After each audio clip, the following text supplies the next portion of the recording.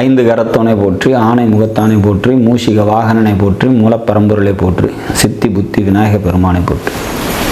குருவே சரணம். இணையத்தாள் இணை மீது எங்களுக்கு வணக்கம். இது 2025 சனி பெயர்ச்சிக்கான ராசி பலன்.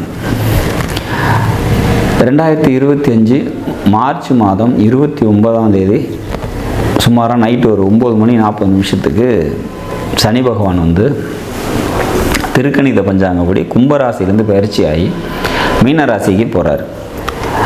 இது மேசராசிக்கு எந்த வித தாக்கத்தை கொடுக்கும் அப்படிங்கிறத நம்ம பார்க்கலாம்.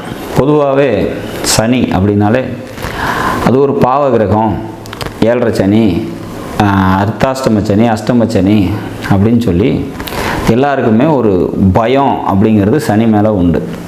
நம்ம திட்டும் போது கூட ஒருத்தனை அந்த சனிங்கிற வார்த்தையை சொல்லி திட்டுற வழக்கம் கூட உண்டு. அப்பேற்பட்ட சனி பகவான் உண்மையிலே கெடுபலன்களை தான் செய்கிறாரா, நன்மைகளே செய்ய மாட்டாரா அப்படின்னா கண்டிப்பாக நற்பலன்களை நிறைய செய்கிறாரு அப்படிங்கிறத புரிஞ்சுக்கணும். ஒருத்தரோட ஜாதகத்தை பார்த்த உடனே அவங்களுக்கு குலதெய்வ அனுகிரகம் இருக்கா இல்லையா அப்படிங்கிறத தெரிஞ்சுக்கிறதுக்கு முன்னே நின்று சொல்கிற கிரகம் சனி. ஒருத்தர் பூமியில் எவ்வளோ நாள் வாழ போகிறாரு அப்படின்றத சொல்கிறதும் சனி. அப்போ இப்போ ஏற்பட்ட மகத்துவங்கள் வாய்ந்த இந்த சனி பகவான் இருக்கார் இல்லையா, இவர் பிரதானமான ஒரு, அதாவது என்ன சொல்கிறது, ரொம்ப முக்கியமான ஒரு கிரகம். அதாவது நவகிரகங்கள்லேயே பார்த்திங்கனாக்கா ரொம்ப இம்பார்ட்டன்ஸ் நம்ம கொடுக்க வேண்டிய ஒரு கிரகங்கிறத நம்ம புரிஞ்சுக்கணும். இன்னொன்று பார்த்திங்கன்னா இந்த சனி மந்தமானவங்க, ரொம்ப ஸ்லோவான பிளானட்டு, சோம்பேறித்தனத்தை கொடுத்துரும், அப்படி இப்படின்னு நிறைய விஷயங்கள் இருக்குது. எல்லாமே உண்மை தான். அவரோட தசா காலங்கள் டஃப்பாக கொடுக்குது, ஒத்துக்கிறேன். ஆனால் அந்த டஃப்பு தான் பார்த்திங்கனாக்கா உங்களோட வாழ்க்கையில் அந்த வாழ்க்கையை எப்படி வாழணுங்கிற அனுபவத்தையும் அதன் மூலம் கிடைக்கிற அறிவும் பார்த்திங்கன்னா விலை மதிப்பு இல்லாது. அப்போ அக்செப்ட் த பெயின் அப்படிங்கிறது தான் ஒரே வார்த்தையில் சனி பகவான் நமக்கு சொல்லக்கூடிய ஒரு விஷயம். வலியை தாங்க தாங்க தான் நம்ம வாழ்க்கையில் மெருகேறிட்டே போகிறோம் அப்படிங்கிறது தான் அதில் ஒரு விஷயம். இப்போ இந்த சனி மேஷத்துக்கு என்ன செய்ய போகிறாரு அப்படிங்கிறத பார்க்கலாம். மேஷராசிக்கு இது வரைக்கும் லாபஸ்தானத்தில் இருந்தார். இப்போ விரயஸ்தானத்துக்கு 12க்கு வரார். இப்போ இது 7.5 சனியோட ஆரம்ப காலம் அப்படிங்கிறதுல மாற்றுக்கிறது இல்லை, எல்லாருக்குமே தெரியும். இன்றைக்கி தான் எல்லாருக்குமே ஓரளவுக்கு ஜோதிடம் தெரிஞ்சிருக்கு. அப்போ 12ஆம் இடத்துக்குள்ளே சனி 7.5 சனி மேசராசிக்கு ஸ்டார்ட் ஆகுது. முதல் சுற்றில் இப்போ தான் ஜனனகால ஜாதகத்தில் முதல் சுற்றாக எனக்கு 7.5 சனி ஆரம்பிக்குது அப்படிங்கிறவங்களுக்கு ஒரு வகையான பலன்கள் இருக்குது. கொஞ்சம் டஃப்னஸ் அதிகமாக இருக்கும். 2வது சுற்று எப்போ ஒரு 40 வயசை தாண்டி தான் எனக்கு இப்போ தாண்டிட்டேன், இது எனக்கு 2வது சுற்றாக வருது சனி அப்படின்னா முதல் சுற்றில் இருந்த கடுமைத்தன்மை இப்போ இருக்காது அப்படிங்கிறத புரிஞ்சுக்கணும். 3வது சுற்றுக்கு இன்னும் அந்த கடுமைத்தன்மை ரொம்ப கம்மியாக தான் இருக்கும் அப்படிங்கிறதையும் புரிஞ்சுக்கணும். அப்போ 3 வகையாக இதை பிரிக்கிறோம். இந்த சனி அப்படிங்கிறத முதல் தடவை வர 7.5யும், 2வது தரம் வரக்கூடிய 7.5 சனிக்கும், 3வது வரக்கூடிய 7.5 சனிக்கும். ஒரு தடவை 7.5 சனி நமக்கு நடந்து முடிஞ்சு கிராஸ் ஆச்சா திரும்ப வரதுக்கு 30 வருஷம் ஆகும். ஸோ அப்போ அடுத்து அப்படின்னு அப்படியே போயிட்டே இருக்கும் அப்படிங்கிற மாதிரியான ஒரு அமைப்பு. ராசி கட்டத்தை சனி பகவான் சுற்றி வரத்துக்கு பார்த்திங்கன்னா 30 இயர்ஸ் டைம் எடுக்கிறாரு, 12 கட்டத்தையும் சுற்றி வரத்துக்கு. அப்போ இப்போ இந்த சனி பெயர்ச்சி என்ன செய்ய போகுது? 12ல் வராரு, 7.5 சனி காலம் மேஷத்துக்கு ஆரம்பம். மேஷத்தை பொறுத்த வரைக்கும் ஏற்கனவே இப்போ ராகு கிராஸ் ஓவர் ஆகி வரதுக்குள்ளேயே படாத பாடு பட்டுட்டு இருந்தோம். இப்போ மறுபடியும் சனி வர போகிறாரா, அதுவும் 7.5 சனியா, அதுவும் விரயத்தில் உட்காராரா.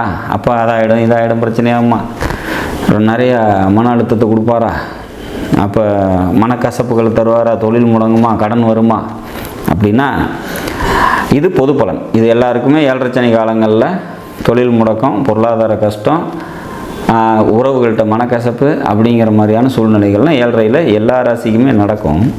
யாரெல்லாம் இதில் விதிவிலக்குப்பட்டு வெளியே வருவாங்கங்கிறத பற்றி நம்ம பார்க்கலாம். ஏன் இந்த விதிவிலக்கை நம்ம பார்க்குறோம் அப்படின்னா, பொத்தாம் மதிவாக ஒரு ராசி பலன் சொல்கிறோம், ஒரு பயிற்சிக்கு பலன் சொல்கிறோம் அப்படின்னா 7.5 சனி காலமாக இருக்குது, இதில் நீங்கள் கவனமாக இருங்க அப்படிங்கிறது அது மட்டும்தான் நடக்குதா அப்படின்னா இல்லை. இதில் நிறைய நல்ல விஷயங்களும் நடக்கிறது உண்டு. அது யாருக்கு ஸ்பெசிஃபிக்காக நடக்கும் அப்படிங்கிறத சொல்லலாம். இப்போ உதாரணமாக உங்களோட ஜனனகால ஜாதகத்தில் மீன ராசி அப்படிங்கிற ராசிக்குள்ளே தான் இவர் வராரு, சனி வராரு. அப்போ அந்த மீன ராசிக்குள்ளே உங்களோட ஜனனகால ஜாதகத்தில் சுக்கிரன் இருக்காருன்னு வச்சுக்கங்க. சுக்கிரன் இருக்கார் அப்படின்னா இங்கே வரக்கூடிய சனி பகவான் இந்த 2.5 வருஷம் உங்களை கேரண்டடாக நல்லபடியாக வச்சுருப்பார். பொருளாதாரம் நல்லாயிருக்கும், பொருளாதார உயர்வு. அவங்கக்கிட்டலாம் போயிட்டு 7.5 சனி வந்துருச்சு உனக்கு நல்லா இருக்காதுன்னு சொன்னீங்க அப்படின்னா சிரிப்பாங்க. அப்போ அந்த அளவுக்கு அந்த சுக்கிரன் சனியோட சேரும்போது நற்பலன்களை தரும் அப்படிங்கிறதுல 7.5 சனி காலமாக இருந்தாலுமே. இப்போ அங்கே குரு இருக்குது உங்களோட ஜாதகத்தில், ஜனனகால ஜாதகத்தில் குரு அங்கே இருக்கார். உதாரணமாக 1988 பிறந்திருந்தீங்க அப்படின்னா அங்கே குரு இருக்கும் இல்லையா? 2ல் குரு ஆட்சி பெற்ற நிலையில் இருப்பார். அப்போ அவங்களுக்கெல்லாம் இந்த 7.5 சனி பாதிக்குமா அப்படின்னா கண்டிப்பாக பாதிக்காது. ஏன் அப்படின்னா குரு கூட சேர்ந்த சனி அப்படின்றத எடுத்துக்கலாம். அப்போ பொருளாதாரம் அவங்களுக்கும் நல்லாயிருக்கும், மகிழ்ச்சியான ஒரு சூழ்நிலைகள் ஏற்படுறதுக்கான வாய்ப்புகள் உண்டு. குரு சனி காம்பினேஷன் நல்லாயிருக்கும்.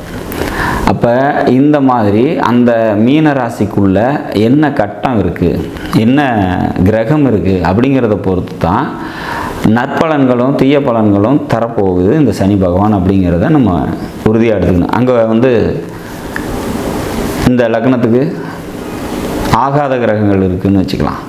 புதன் இருக்கார் அப்படின்னா அப்போ கொஞ்சம் டஃப் கொடுக்கும் அப்படிங்கிற மாதிரியான ஒரு விஷயம். ராகு இருக்கார் அல்லது கேது இருக்கார் அப்படிங்கும்போது இன்னும் கொஞ்சம் தீவிரமான கெடுபலன்களை தர்றதுக்கான வாய்ப்புகள் உண்டு அப்படிங்கிறதையும் புரிஞ்சுக்கணும். பொதுவாக அந்த இடத்துல விரயத்தில் சனி வரும்போது பார்த்திங்கனாக்கா பொருளாதாரம் சம்மந்தப்பட்ட பிரச்சனைகளும் தேவையற்ற அலைச்சல்களும் ஏற்படுறதுக்கு வாய்ப்பு உண்டு. எல்லாமே அப்படித்தான் நடக்குமானா அப்படி இல்லை.